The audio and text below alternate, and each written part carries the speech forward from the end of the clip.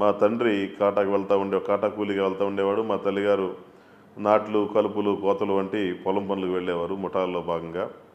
నాటికి చిన్న పూరిల్లు ఉండేది. ఏదైనా వర్షం పడితే పైనుంచి లోపల కూడా మాకు వర్షం పడేది. అంటే చిన్నప్పటి నుంచి మా తల్లిదండ్రుల కష్టం బాగా చూసేవాడిని. మా నాన్న ఊర్లో కాటా కూలికి వెళ్ళొచ్చి, రాత్రి పొగులంతా కాటా కూలికి వెళ్ళొచ్చి 13 కిలోమీటర్ల దూరంలో ఉన్న పొన్నూరుకి సైకిల్ వేసుకొని వెళ్ళి నైట్ అంతా మినువులు బస్తాలు లారీలు లోడ్ చేస్తే మళ్ళీ కూలి వస్తుందని నైట్ లోడ్ చేసి మళ్ళీ పొద్దున్నే వచ్చి 2 గంటలు పడుకొని, అంటే ఒళ్ళు నొప్పులు అంటే ఏదో జెండు మీద రాసేవాళ్ళమే, మళ్ళీ పొద్దున్నే మళ్ళీ కూలికి వెళ్ళి అలా డబల్ షిఫ్ట్ పనిచేయడం మా ఫ్యామిలీలో మా మదరు, మా ఫాదరు బాగా నేర్పారు.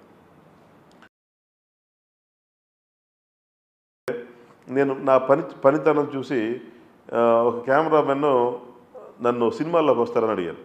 ఒక మల్లె చెట్టు అది ఎక్కడున్నా మల్లె వాసనే వస్తుంది. అట్లాగే ఎక్కడున్నా పని చేసేవాడు ఎక్కడున్నా పని చేస్తాడు అన్నట్టుగా నా గురించి నాకు చెప్పుకోవడం కాదు, కానీ ఎవ్రీ మూమెంట్లో అదే రిప్రజెంట్ అవుతుందని మీకు కాన్ఫిడెన్స్ నాది డెడ్ అయిపోయింది.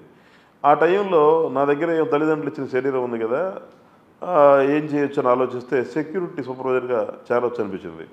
సరే అని పేపర్లో క్లాసిఫైడ్ వస్తే సెక్యూరిటీ సూపర్వైజర్గా జాయిన్ అయ్యాను. 2,500 రూపాయల శాలరీకి సెక్యూరిటీ సూపర్వైజర్గా చేరాను. ఓటీలతో కలిపి నాకు 5-6 వేల రూపాయలు వచ్చాయి. నాది ఆల్వేస్ అంటే ప్రతిసారి చాలా కంఫర్టబుల్ లైఫే అనిపించాను నేను. 1,200 రూపాయల్లోని కంఫర్టబుల్ లైఫే, 3,000లోని కంఫర్టబుల్ లైఫే, ఎప్పుడు కంఫర్టబుల్ లైఫ్. ఎందుకంటే మైండ్ పాజిటివ్గా ఉంటాం, కంఫర్టబుల్గా ఫీల్ అవుతాం, ఉన్న మూమెంట్ని ఎంజాయ్ చేస్తాం. లో నేను చేసిన పిహెచ్డిగా ఆ గ్రాడ్యుయేట్ ఇచ్చిన యూనివర్సిటీగా నా లైఫ్లో ఆ విజయ ఇంజనీరింగ్ ఎంటర్ప్రైజ్ అనేది ప్రత్యేకమైన స్థానం అనమాట. నాకు పిహెచ్డి పెట్టారు. నాకు ఆ పని తెలియదు కాబట్టి అతన్ని నేను ఏమీ అనుకోకుండా 40 మినిట్స్ ఓపికగానే నాకు అది తెలుసుకునే అవకాశం వచ్చింది. ఎట్టి పరిస్థితుల్లో ఇంకా సేపటికైనా నేను దాన్ని తెలుసుకోగలను, నాకు ఇలా ఈ అవకాశం వచ్చింది కాబట్టి దీన్ని నేను నేర్చుకుంటాను అనే శ్రద్ధతో వినయంగా నుంచున్నాను. నాకు ఒక క్రాస్ వెరిఫికేషన్ చేసే విధానం, ఓ పని నేర్చుకునే విధానం, ఆ పని కోసం ఉండాల్సిన పేషెన్సీ, ఆవేశపడాల్సిన వయసు, అంటే యాక్చువల్గా ఆవేశపడే వయసే అది. 21 ఏళ్ళు అంటే ఆవేశపడే వయసు. 21 ఇయర్స్ నా ఏజ్ అప్పుడు. కానీ పెరిగొచ్చిన వాతావరణం ఉంది కదా, పెద్దలంటే రెస్పెక్ట్ ఉంది కదా, ఇవి కాపాడుతాయి నన్ను ఎప్పుడు కూడా. ఈ 3 ఇయర్స్ పాటు ఉదయం 7 గంటల దగ్గర నుంచి రాత్రి 11 గంటల దాకా, 12 గంటల దాకా ఎవరు డోర్ తీస్తున్నారు, ఎవరు క్లోజ్ చేస్తున్నారు తెలియకుండా, ఎవరు ఊడ్చేవాళ్ళు రాకపోయినా, లేదంటే తలుపేసి వెళ్ళేవాళ్ళు వెళ్ళిపోయినా, నా అంతటి నేను ఆ పని మీద శ్రద్ధతో అన్ని పనులు నాకు కావాల్సిన మొత్తం చేస్తూనే ఉండేవాడిని. లాస్ట్కి మానేసే రోజు ఇదే పని, ఇదే టైము నా కోసం సింగిల్గా పెడితే డెవలప్ అవునా అనిపించింది. బాగా పనిచేస్తే అక్కడ చాలా ఎఫెక్ట్ బాగా కనబడుద్ది. ఆ పెట్టే రోజు తెలియదు దాని విలువ. ఆ పెట్టిన తర్వాత ఎఫెక్ట్ పనిచేసిన తర్వాత మాత్రం అప్పుడు తెలుస్తుంది ఎఫెక్ట్. 7-8 షాపులు ఎత్తే స్థాయిలో పనిచేసాం. అంటే బాగా పనిచేయడం వల్ల అందరూ మన దగ్గరికి రావడం, క్వాలిటీ ఇవ్వటం, ఆ క్వాలిటీ సరిగా అందుకోవటం అలా జరిగింది. ఆ జీరోతో అంటే ప్లాట్ఫామ్ మీదకి వచ్చాం. అంటే అనుభవం పనికిరాలేదు, అవకాశాలు లేవు నా ముందు. అప్పుడు దాకా ఒక డైరెక్టర్గా పనిచేశాను. నా దగ్గర రియల్ ఎస్టేట్ కంపెనీ పెట్టగలిగే డబ్బులు లేవు. ఒక నేను అంతకుముందు 10 ఏళ్ల నుంచి ఉన్న హైదరాబాద్లో లేను.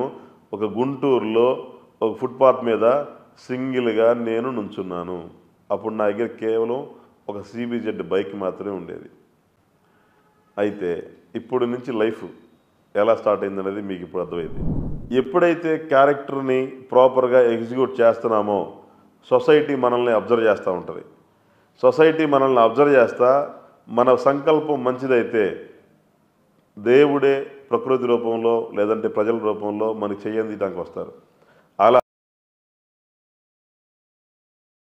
అంటే ఫాస్ట్గా నేర్చుకోగలగటం, ఆ నేర్చుకున్న దాన్ని డెడికేటెడ్గా ఎగ్జిక్యూట్ చేయటం, తెలియంది తెలుసుకోవటం, పెద్దల పట్ల ఉండే గౌరవం చేత వాళ్ళు ప్రేమగా మనకి చెప్పటం, గైడెన్స్ తీసుకోవటం, ప్లస్ మనకున్న నిజాయితీని మార్కెట్లో పెట్టి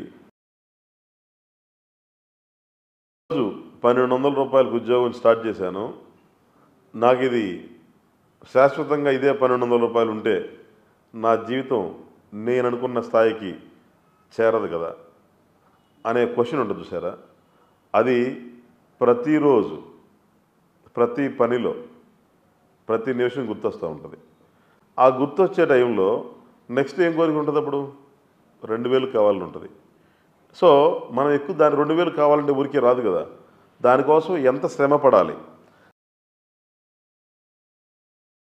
సహజంగా గ్రాఫ్ ఇలా ఉంటుంది ప్రతి మనిషికి. వాళ్ళ లైఫ్ స్టైల్ ఇలా ఉంటుంది. ఈ గ్రాఫ్ ఇలా పెరగాలి అంటే లైఫ్ స్టైల్ ఇలాగే ఉండి గ్రాఫ్ ఇలా అయిద్దా? అవ్వదు. కంపల్సరిగా లైఫ్ స్టైల్ ఇలా ఉన్నది ఇలా పైకి వెళ్ళాలి అంటే ఈ లైఫ్ స్టైల్ కూడా ఇలాగే మారాలి. అలా గ్రాఫ్ పెరగాలి అంటే రోజు కూడా నెక్స్ట్ ఇంకెంత పని చేయాలి, నెక్స్ట్ ఇంకెంత పని చేయాలి, నెక్స్ట్ ఇంకెంత పని చేయాలి. నీతి, నిజాయితీ, శ్రమపడే తత్వం, పెద్దలంటే గౌరవం, దేవుడి యందు భక్తి ఇవన్నీ ఉంటే ఒక సాధారణ మనిషి ఎంతవరకైనా రావడానికి నేను ఒక చిన్న ఎగ్జాంపుల్గా భావిస్తాను. చిన్న వ్యాపారమైనా పెద్ద వ్యాపారమైనా చాలా నీతి నిజాయితీలతో మేము చేశాము. అలా చేయటానికి మేము అందరి పట్ల చాలా గౌరవం కలిగి ఉంటాం. నా ఎదురుగా ఉన్న ఒక ఆఫీస్ బాయ్ అయినా సరే, నా ఎదురుగా ఉన్న పెద్ద మినిస్టర్ అయినా సరే, అందరి పట్ల సముచిత గౌరవం కలిగి ఉంటాం. అందరినీ గౌరవిస్తాం, అందరినీ కలుపుకొని వెళ్తాం. అదే స్థాయిలో నన్ను కూడా వాళ్ళందరూ మంచి హృదయంతో కలుపుకొని వెళ్ళారు. ప్రతి ఒక్కళ్ళకి నన్ను ఈ స్థాయిలో నేను రావడానికి వాళ్ళు 100 మంది నాకు గౌరవం ఇచ్చి నన్ను అన్ని రకాలు ప్రోత్సహించారు కాబట్టి నేను ఇక్కడ దాకా వచ్చాను. ప్రొఫెషన్కి ఎప్పుడైతే టైం కేటాయించామో మన ఫ్యామిలీ పరంగా నష్టపోతాం కదా. తల్లి అంటే ఆడ మగ ఇద్దరు చిరు సమానంగా బాధ్యులేనండి కుటుంబానికి.